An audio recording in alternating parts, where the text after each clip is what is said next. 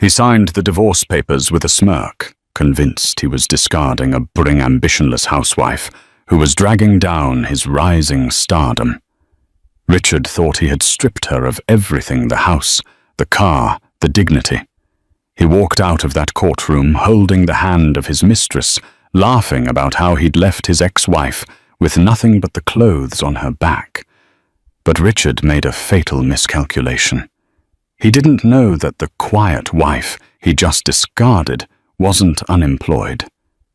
She was merely undercover.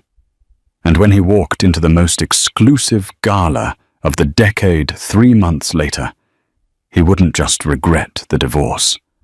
He would regret ever learning her real name.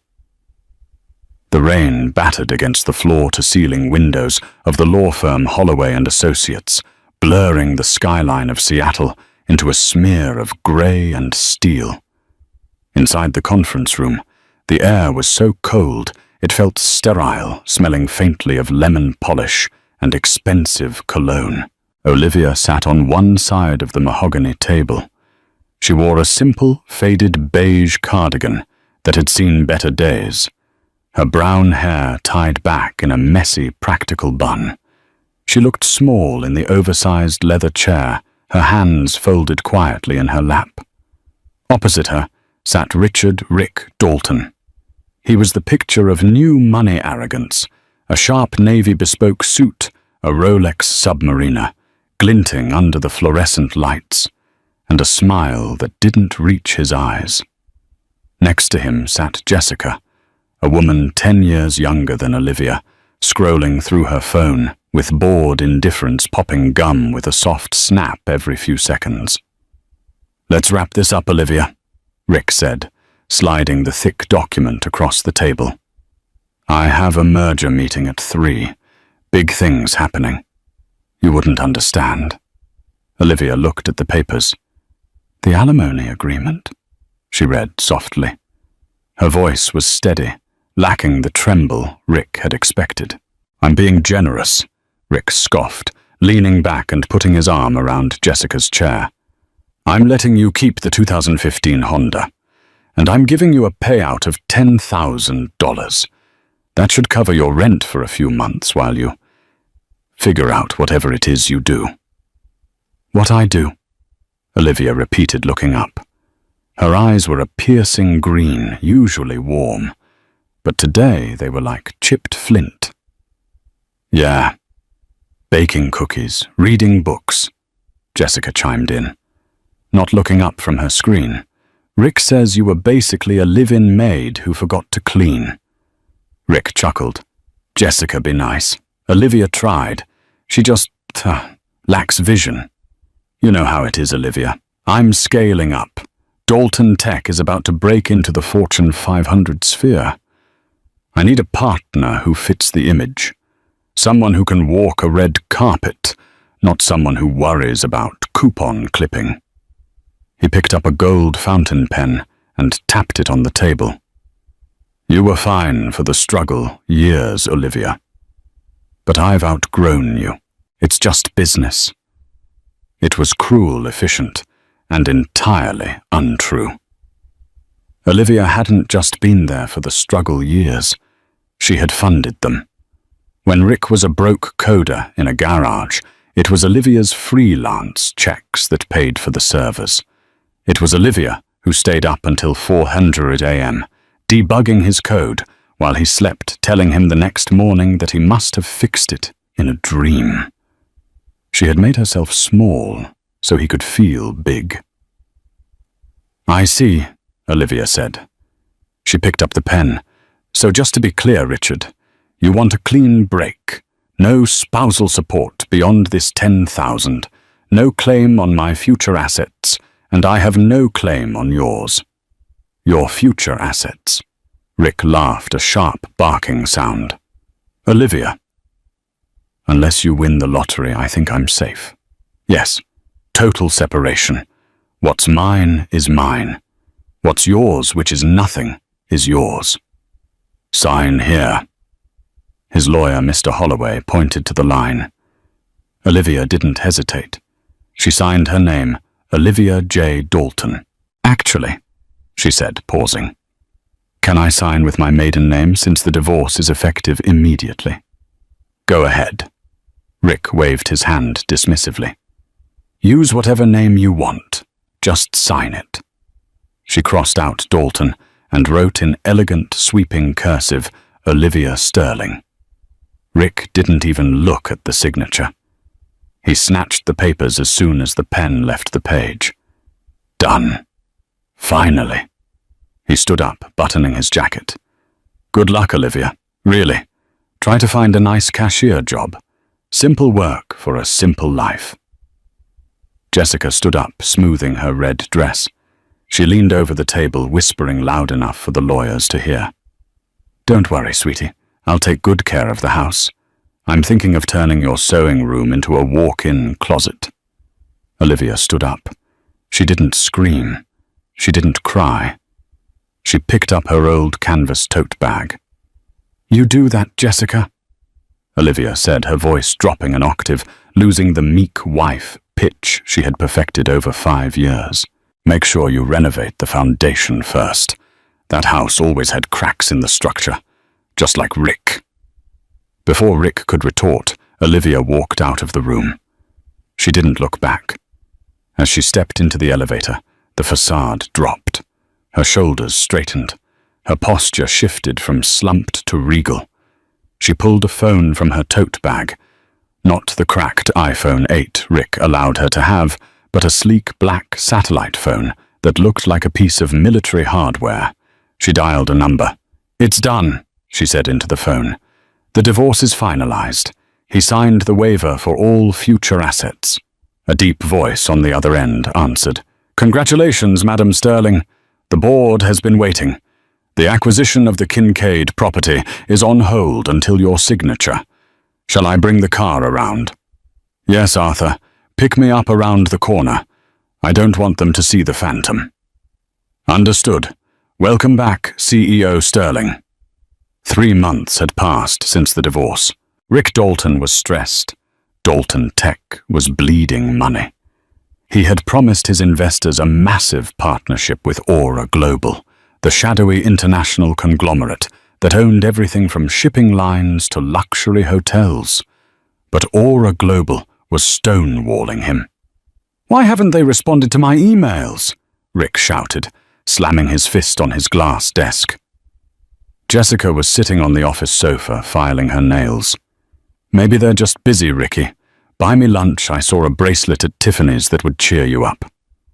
I can't buy you lunch, Jess. If we don't get the Aura contract, we can't make payroll next month. Rick loosened his tie, sweating. I need to get in front of their CEO, but nobody knows who the CEO is. They call him or her the architect. A ghost. No photos, no interviews.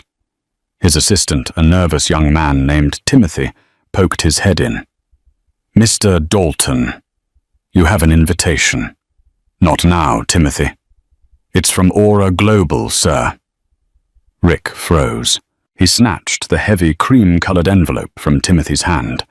It was embossed with gold leaf.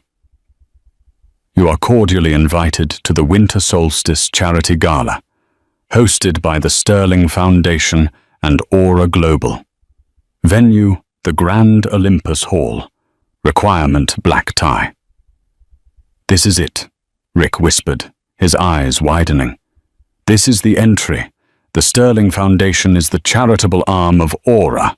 If I can get into this gala, I can network with the board members. I might even meet the architect. A gala?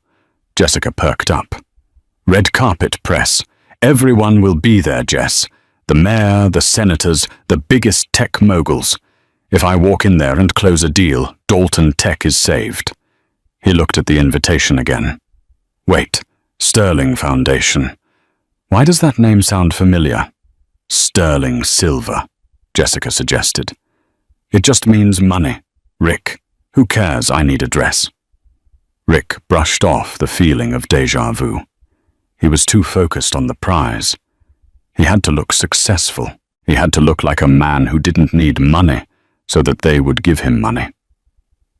Meanwhile, across the city in a penthouse that looked down upon the clouds, Olivia stood before a mirror. She looked nothing like the woman in the beige cardigan.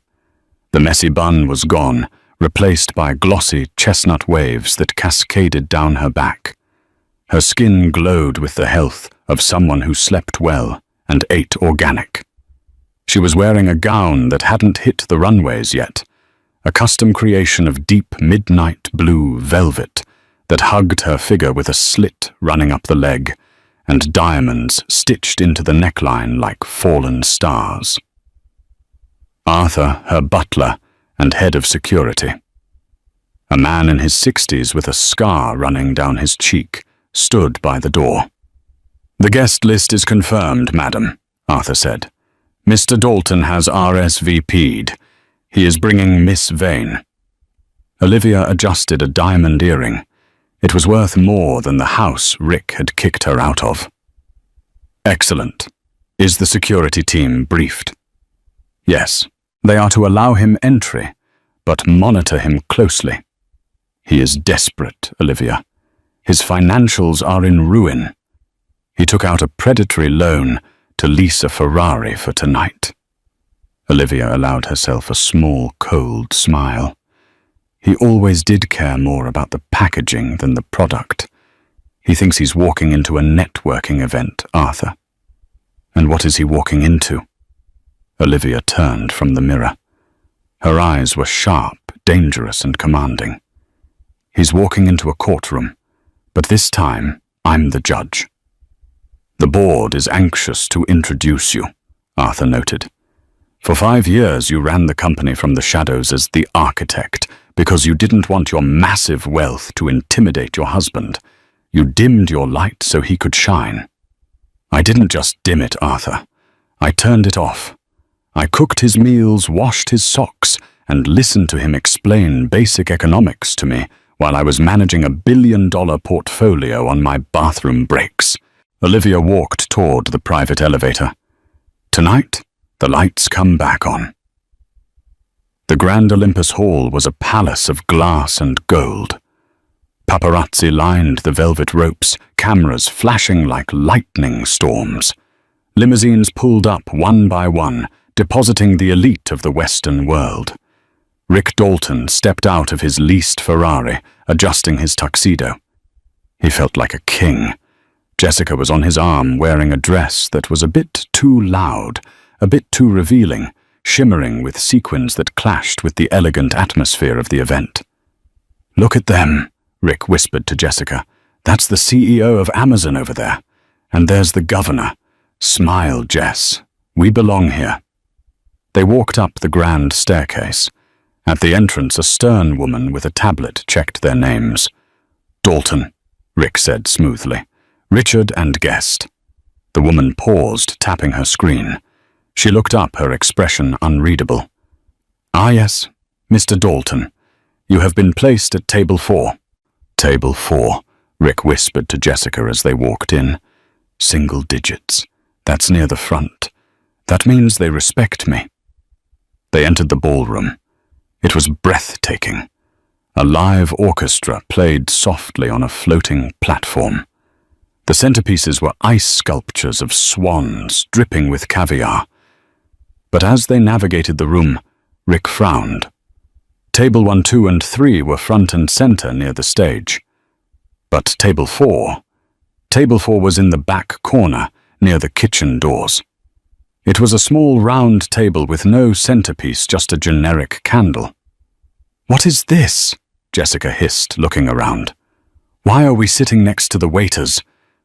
"There must be a mistake," Rick said, his face flushing red. "I'm a VIP. I'm the CEO of Dalton Tech." He grabbed a passing waiter. "Excuse me. I think there's been an error. I'm supposed to be near the front." The waiter looked at his tablet. "Mr. Dalton." "No, sir. The instructions were specific. Table 4.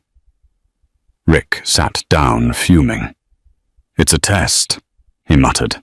"They're testing my humility before they offer me the deal. That's how these billionaires think." Suddenly the lights dimmed. A spotlight hit the main stage. The room went silent. A man in a sharp tuxedo stepped to the microphone. It was the head of operations for Aura Global, a man Rick recognized from magazines, David Sterling. "Welcome," David said, his voice booming. "For years the world has speculated about the leadership of our company. You know the decisions, you see the success, but you have never seen the face of the one we call the architect." Rick leaned forward. "This is it, Jess. Pay attention." "Tonight," David continued, "we mark a new era. She has returned to take her rightful place at the head of the table. Ladies and gentlemen, please welcome the President and CEO of Aura Global, my sister, Olivia Sterling." The heavy velvet curtains parted. Rick dropped his champagne glass. It shattered on the floor, but he didn't hear it. Walking out onto the stage, bathed in white light radiating power and impossible beauty, was his ex-wife. The woman he had told to find a cashier job. The woman whose sewing room he was turning into a closet. Olivia stepped to the microphone. She scanned the crowd, her eyes locking instantly on the back corner near the kitchen. On him. She smiled. And for the first time in his life, Richard Dalton felt truly terrifyingly small. The applause in the Grand Olympus Hall was not polite. It was rapturous. It was the kind of applause that sounded like thunder rolling across a valley, vibrating in the chests of everyone present. Everyone, that is, except Richard Dalton. He stood frozen near the kitchen doors, his mouth slightly agape. The waiter he had just berated slipped away, smirking, leaving Rick and Jessica isolated in their confusion. "Rick!" Jessica tugged at his sleeve, her voice shrill with panic. "Rick, stop staring. It's obviously a trick. It's a doppelganger, maybe a twin sister she never told you about, that woman up there. She has posture. Olivia didn't have posture." Rick didn't answer. He couldn't. He was watching the woman on stage.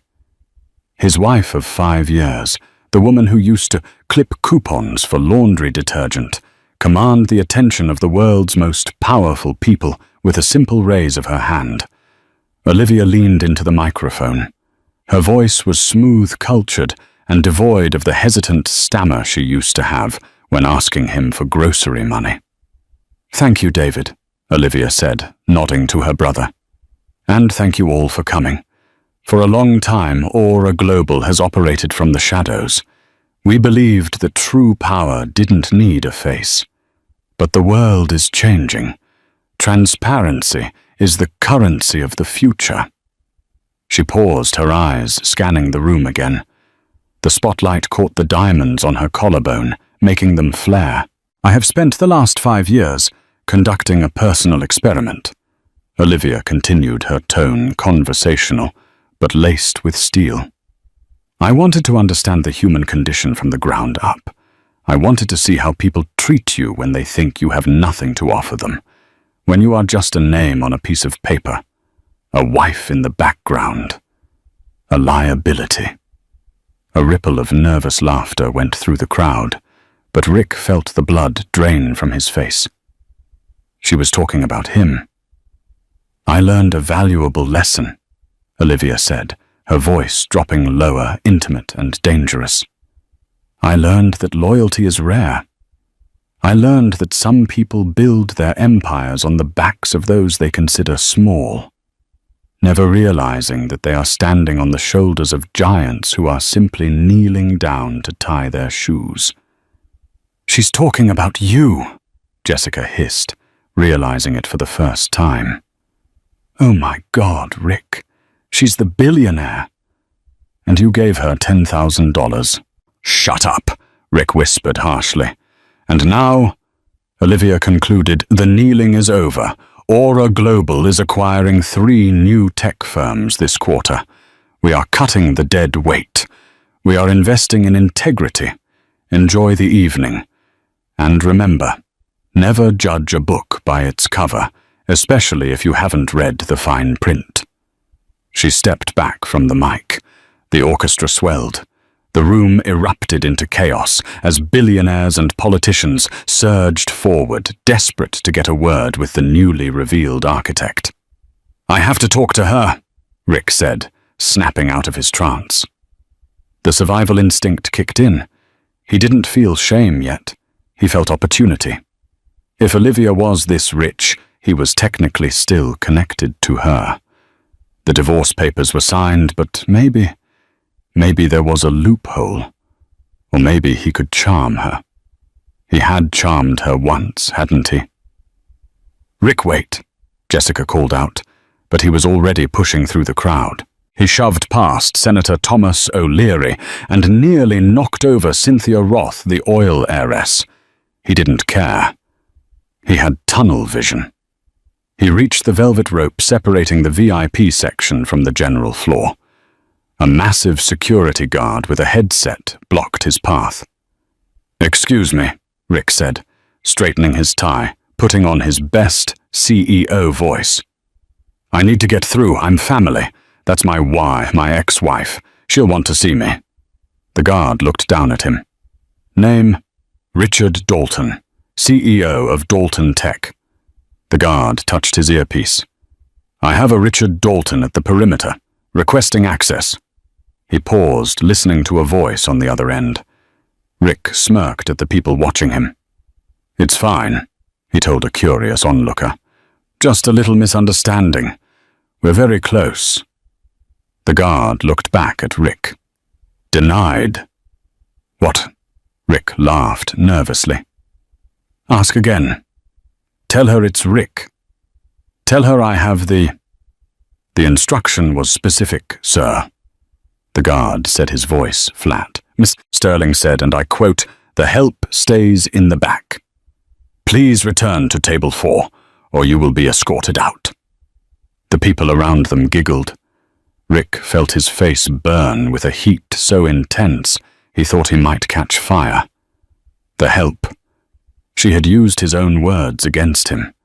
He turned around, humiliated, only to see Jessica flirting with a waiter, trying to get a free refill on champagne. His empire was crumbling, and he was standing in the ruins wearing a tuxedo he couldn't afford. But Richard Dalton was a narcissist, and narcissists don't accept defeat. They get angry. An hour later, Rick found his opportunity.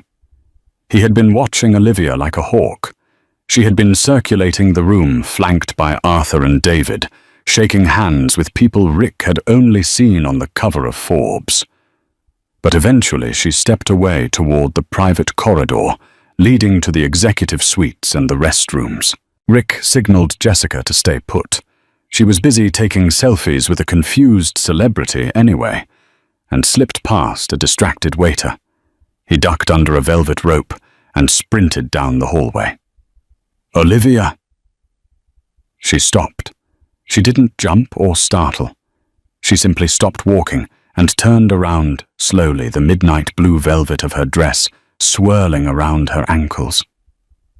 Arthur, who was a few steps ahead, turned as well, his hand moving toward the inside of his jacket. Olivia raised a hand to stop Arthur. "It's fine, Arthur. I expected this." Rick jogged up to her, breathing hard. Now that he was close, the transformation was even more jarring. Her skin was flawless, her makeup professional. She smelled of jasmine and cold, hard cash. "Olivia," Rick panted, stopping a few feet away. "What is this?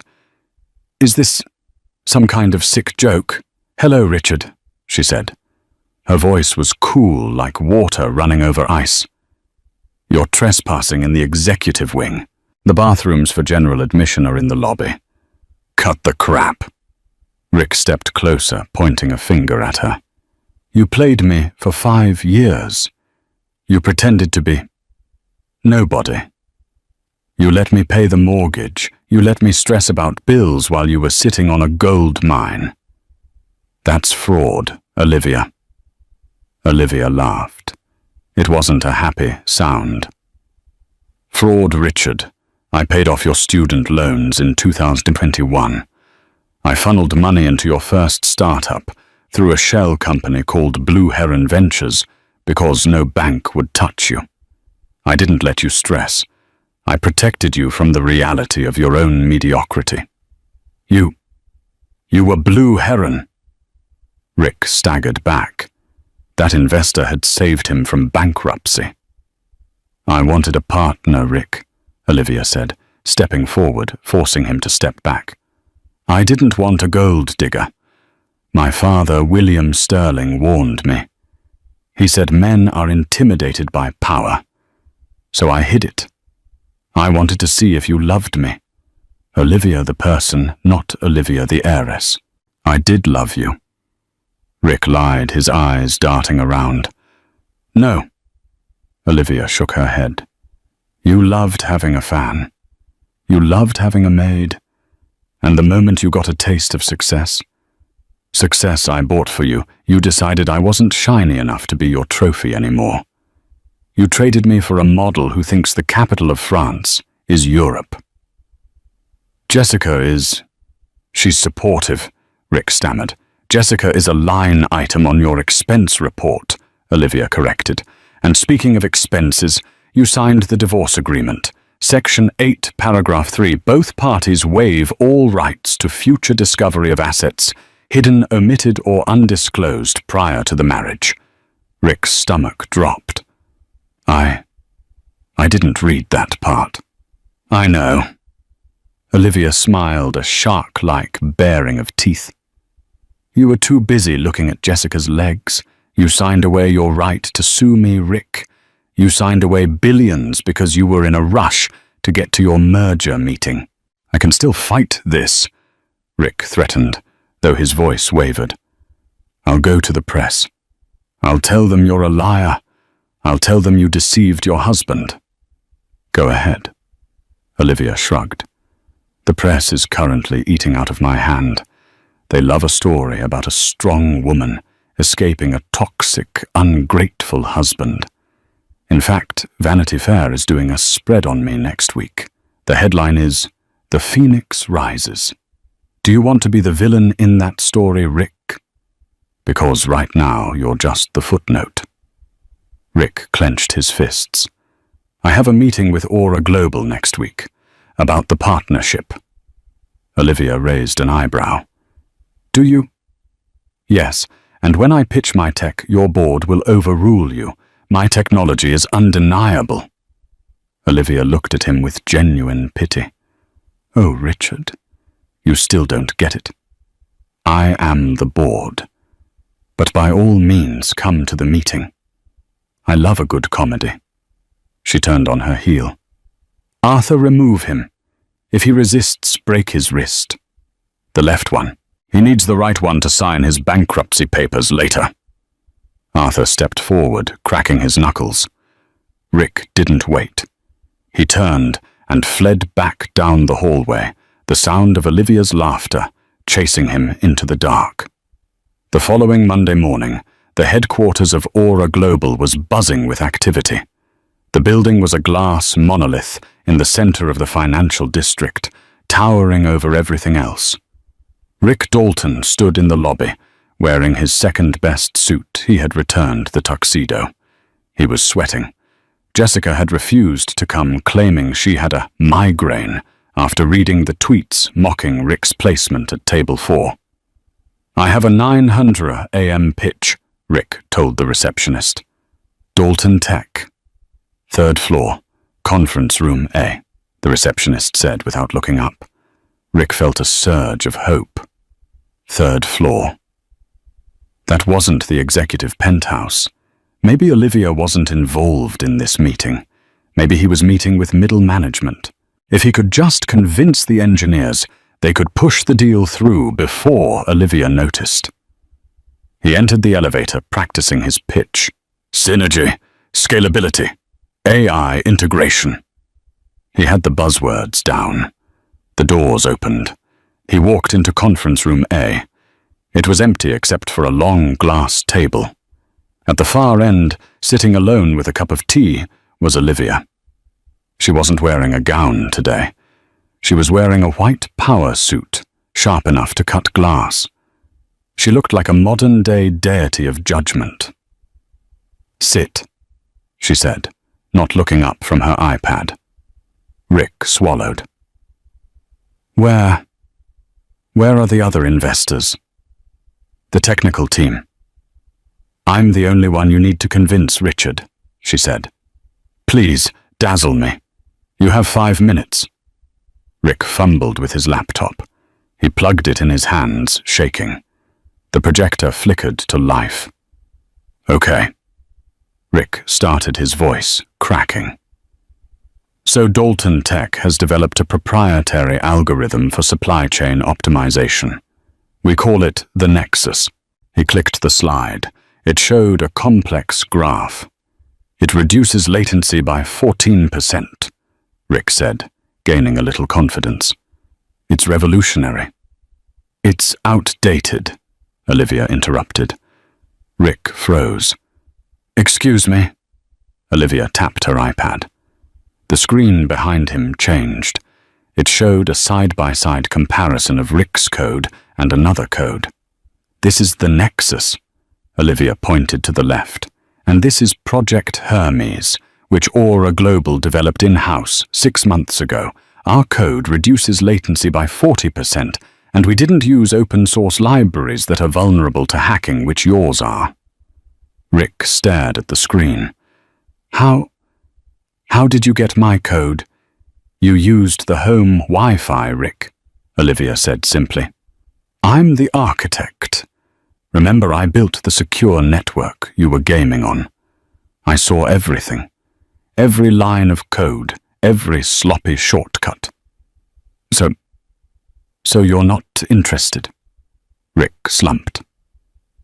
"Interested." Olivia stood up and walked slowly toward him. "Richard, I didn't bring you here to buy your company. Your company is worthless. The technology is derivative, and the CEO is a liability." "Then why am I here?" Rick whispered. "Because I own your debt," Olivia said. She dropped a file folder on the table. It landed with a heavy thud. "What? The predatory loan you took out for the Ferrari, and the bridge loan you took to cover payroll last month? The lender was Centurion Capital." Olivia leaned in close. "Centurion is a subsidiary of Aura Global." Rick opened the folder. His eyes widened in horror.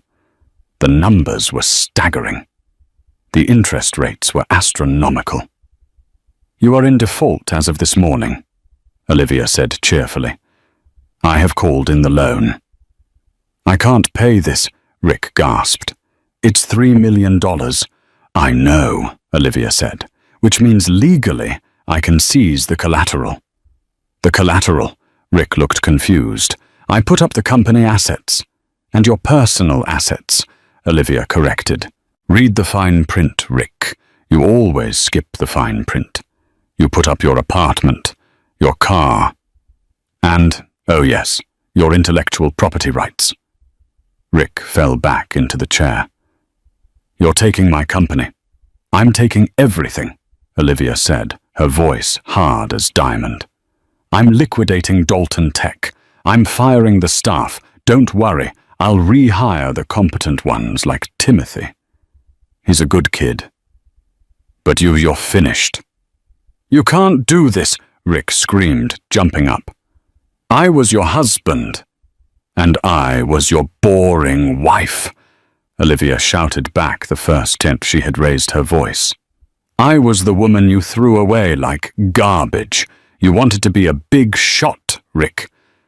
You wanted to play in the big leagues. Well, welcome to the big leagues.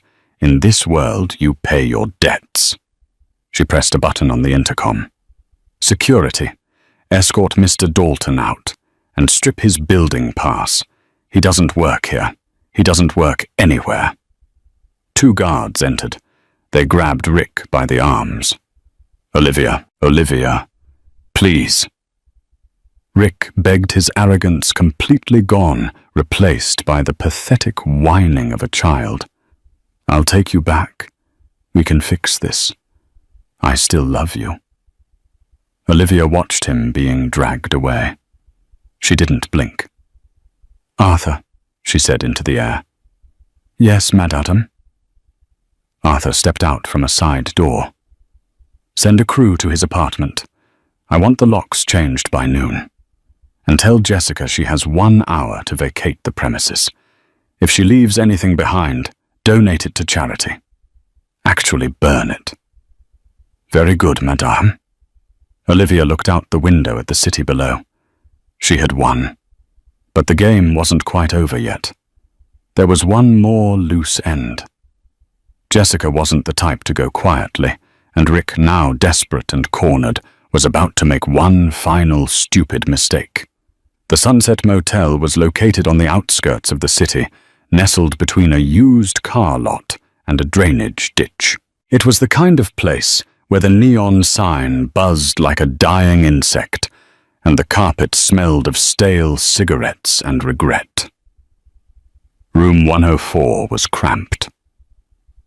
Richard Dalton sat on the edge of the sagging mattress, staring at the peeling wallpaper. His designer suit was wrinkled, stained with rain, and he had loosened his tie hours ago. Jessica was pacing the small space, frantically shoving clothes into her suitcase. "This is ridiculous, Rick!" she screamed, throwing a bottle of expensive perfume into her bag. "No hot water, no room service. I can't live like this. My Instagram followers think I'm in Bali. If they find out I'm in a roadside motel off the interstate, I'm ruined." "Jessica, please." Rick rubbed his temples. "It's temporary, just until I liquidate some assets, until I get access to my offshore accounts." "You don't have offshore accounts, Rick." Jessica spun around, her eyes wild. "I heard the lawyer. She froze everything. You have nothing, which means we have nothing." She zipped up the bag with a vicious yank. "I'm going to my sister's in Portland. Don't call me until you're rich again." "You can't leave me." Rick stood up, panic seizing his chest. "We're a team. We're victims here, Olivia. She planned this. She's a monster." Jessica paused at the door, her hand on the knob. She looked at Rick, really looked at him, and saw a desperate, broken man. But then a thought flickered behind her eyes.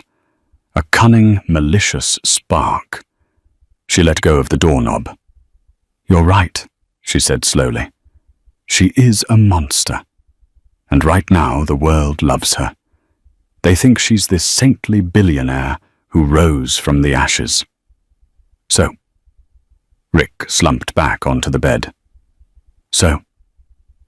Jessica walked back toward him, a cruel smile playing on her lips. "Public figures have one weakness, Rick. Their reputation. Olivia Sterling is trying to launch a global brand based on integrity and transparency, right? Yeah, that's her whole shtick. What happens if the world finds out that the Saint of Seattle is actually a mentally unstable abuser who stole her husband's intellectual property to build her empire?" Rick blinked. "But that's not true." "It doesn't have to be true, Ricky."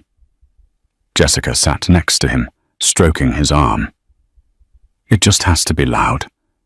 We go to the press, we sell the story, the secret life of Olivia Sterling. We tell them she was controlling, that she manipulated you, that she stole the code for Aura Global from your laptop while you were sleeping." Rick's eyes widened. The lie tasted sweet. It was a way to regain power. It was a way to hurt her. We could sue for defamation, or better yet, settle out of court. She'd pay millions just to make us shut up. "Exactly." Jessica grinned. "We don't need to win a lawsuit. We just need to threaten her image. She's hosting that massive Women in Tech Summit on Friday. Live broadcast. Millions of viewers." Rick sat up straighter. The gears were turning. "I know a journalist, Gavin Reed. He writes for the Daily Inquisitor. He hates the Sterling family. He's been trying to find dirt on them for years. "Call him," Jessica ordered, pulling Rick's phone from his pocket. "Tell him we have the scoop of the century. Tell him we want an exclusive interview aired right before her speech." Rick took the phone. His thumb hovered over the screen. For a second, he remembered Olivia making him soup when he had the flu. He remembered her staying up late to help him study for his business exams. He remembered the look in her eyes in the courtroom. But then he looked at the water-stained ceiling of the motel room. He looked at his ruined life. And he pushed the memory of her kindness down into the dark, replacing it with hate. "Hello, Gavin," Rick said into the phone, his voice trembling with feigned emotion. "It's Rick Dalton. You're going to want to hear this. I'm ready to tell the truth about Olivia Sterling." Wednesday and Thursday were a whirlwind. Rick and Jessica met Gavin Reed in a dark booth at a diner. Gavin was a thin, weasel-faced man who recorded everything on 3 separate devices. He ate up their lies like candy. "She locked me in the house," Rick lied, squeezing out a tear. "She wouldn't let me see my friends. She tracked my phone. And the code. Project Hermes. That was mine. I called it the Nexus. She copied it onto a flash drive and erased my backups. She threatened to kill him if he left," Jessica added, holding Rick's hand dramatically. "I was terrified for his safety. That's why we ran. That's why we're in hiding." Gavin scribbled furiously. "This is gold. Absolute gold. The architect is a thief and a tyrant. This will destroy her stock price overnight." "When do we run it?" Rick asked. "Friday night," Gavin said, his eyes gleaming. "I've got a press pass for the summit. I'm going to confront her during the Q&A. We'll live stream your interview simultaneously. It will be a pincer attack. She won't know what hit her." Rick smiled. For the first time in days, he felt powerful. He wasn't playing defense anymore. He was on the attack. The Friday night Women in Tech Summit was the event of the season. The auditorium was packed with 3,000 people, and millions more were watching via live stream. The stage was decorated with futuristic silver pillars and massive screens displaying the Aura Global logo. Olivia stood backstage adjusting her microphone. She wore a suit of sharp crimson silk, a color of power, of blood, and of victory. "Madam," Arthur whispered, stepping out of the shadows. "Our intelligence confirms it. Gavin Reed is in the 3rd row. He has a direct feed set up to his network, and Mr. Dalton and Miss Vane are currently in a studio downtown, ready to broadcast their confession." Olivia didn't look worried. She checked her watch. "Right on schedule. Are you sure you want to do this live?" Arthur asked, a rare note of concern in his voice. "We could shut down their feed. We could have lawyers serve them with a gag order right now." "No," Olivia said, turning to face him. Her green eyes were icy calm. "If you cut out a man's tongue, you don't prove him a liar. You only tell the world that you fear what he might say. I don't fear Richard Dalton. I want him to speak. I want him to scream. And then I want the world to see him choke on his own words." "As you wish." Arthur bowed. Olivia walked onto the stage. The applause was deafening. She gave her speech a brilliant, inspiring talk about ethical leadership and the importance of truth. She held the audience in the palm of her hand. Then came the Q&A. "I'll take questions now," Olivia said, shielding her eyes against the spotlight. Gavin Reed shot up from the 3rd row like a jack-in-the-box. He didn't wait to be called on. He grabbed a runner's microphone. "Miss Sterling," Gavin shouted, his voice echoing through the hall. "Gavin Reed, Daily Inquisitor. You talk about ethics, but isn't it true that your entire empire is built on stolen intellectual property? Isn't it true that you abused your ex-husband, Richard Dalton, and stole his code to create Aura Global?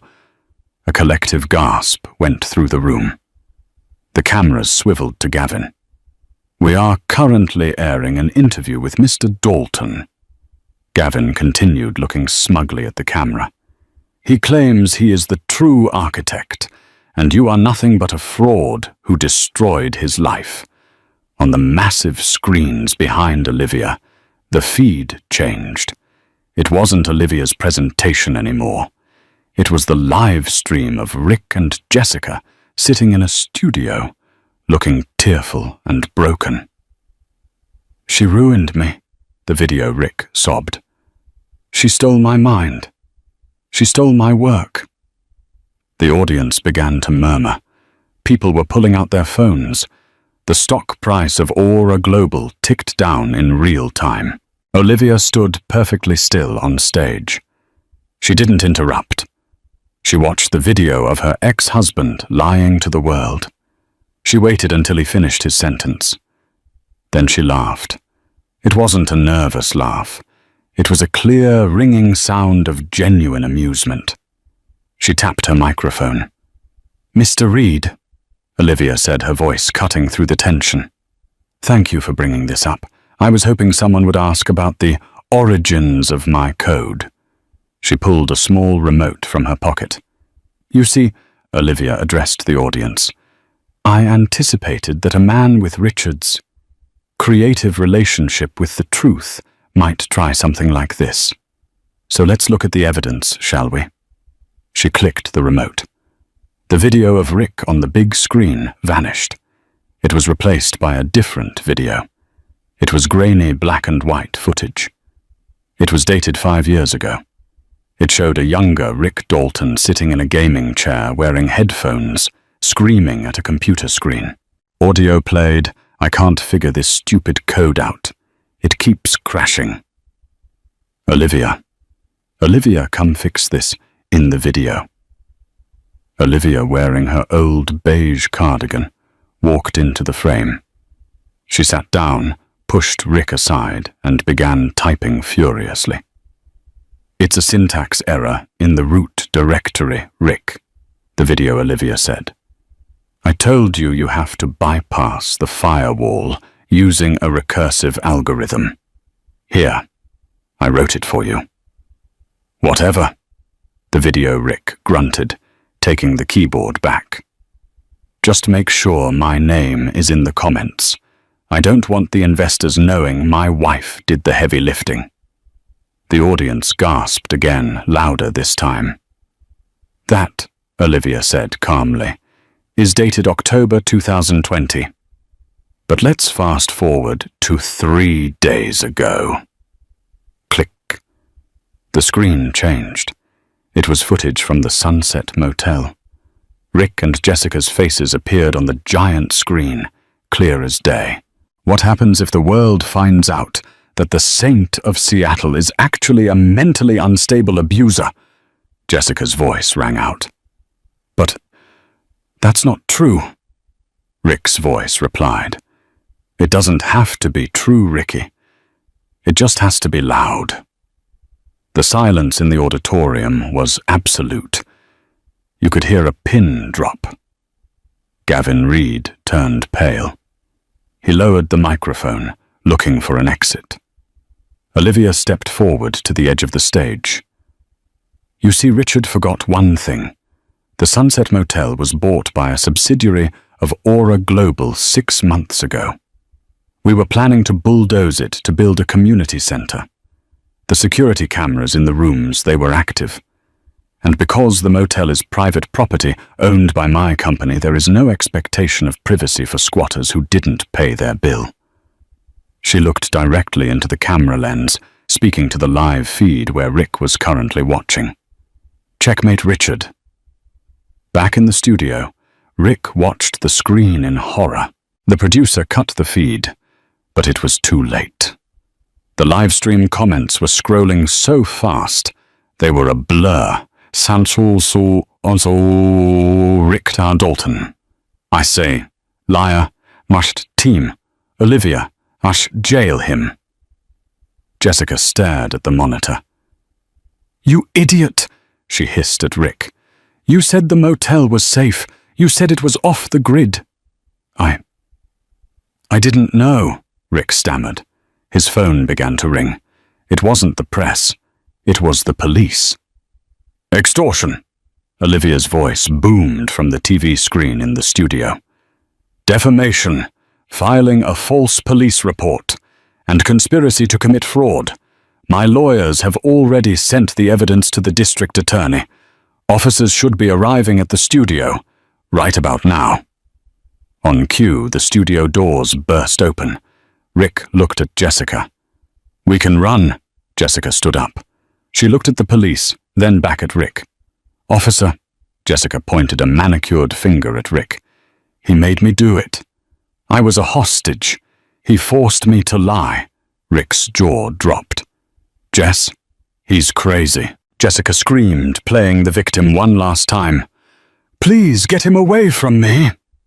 As the handcuffs clicked around Rick's wrists. He looked at the TV screen one last time. Olivia was standing on stage receiving a standing ovation. She looked like a queen. And he finally realized that he had never been the player in this game. He had been the pawn. 6 months later. The Seattle winter was unforgiving.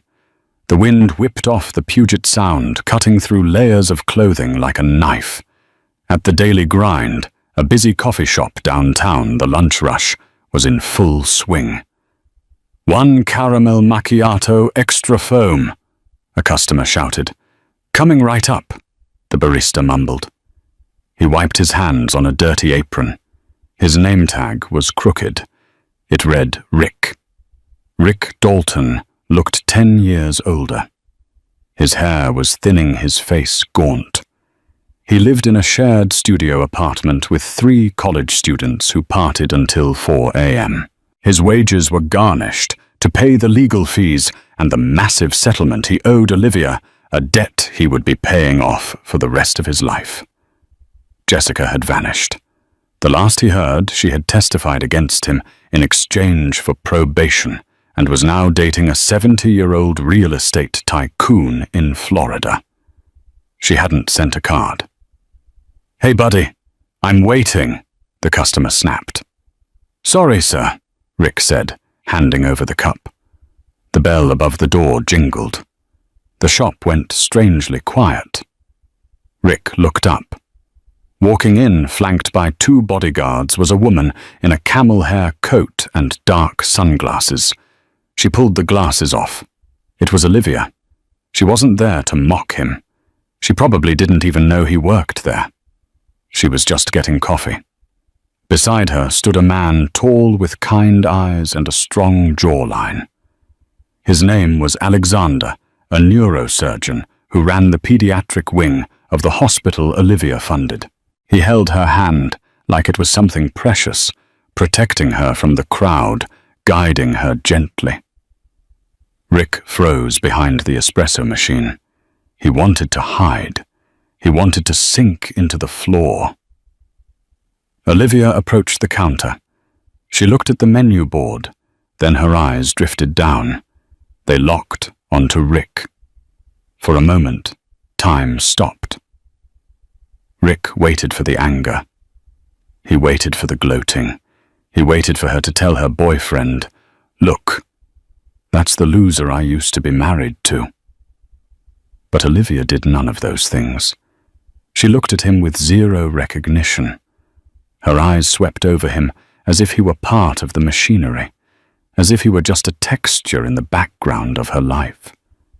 She didn't see Richard Dalton, the tech CEO. She didn't see Rick, the ex-husband. She just saw a barista. 2 black coffees, please, she said politely. Olivia, Rick whispered, his voice cracking. She didn't hear him, or she chose not to. She turned to Alexander, laughing at something he whispered in her ear. She looked happy. Not the triumphant, sharp happiness of the courtroom, but a soft, genuine peace. Rick made the coffees. His hands shook. He placed them on the counter. "Have a nice day," he choked out. Olivia took the cups. "Thank you." She dropped a $20 bill into the tip jar. "Keep the change," she said. She turned and walked out the door into the waiting black car, into her bright, limitless future. Rick stood there, staring at the $20. It was more than he made in an hour. It was charity. "Hey, table 4 needs wiping," the manager yelled from the back. Rick Dalton, the man who thought he was a king, grabbed a rag. "On it," he said. He walked over to table 4, the same number he had been assigned at the gala, and began to scrub. And that is the ultimate checkmate. Rick spent his whole life chasing status, only to end up wiping tables while Olivia found the one thing money can't buy: genuine peace. It's a brutal reminder. Be careful who you step on while climbing the ladder, because they might be the one holding it up. What did you think of Jessica turning on Rick at the end? Did you feel sorry for him in the coffee shop, or did he deserve that final moment of invisibility? I want to hear your thoughts in the comments. If you enjoyed this story of hidden identities and karmic justice, please smash that like button. It really helps the channel grow, and don't forget to subscribe and hit the bell, so you're the first to hear next week's story about a billionaire boss who goes undercover as a janitor. Thanks for watching.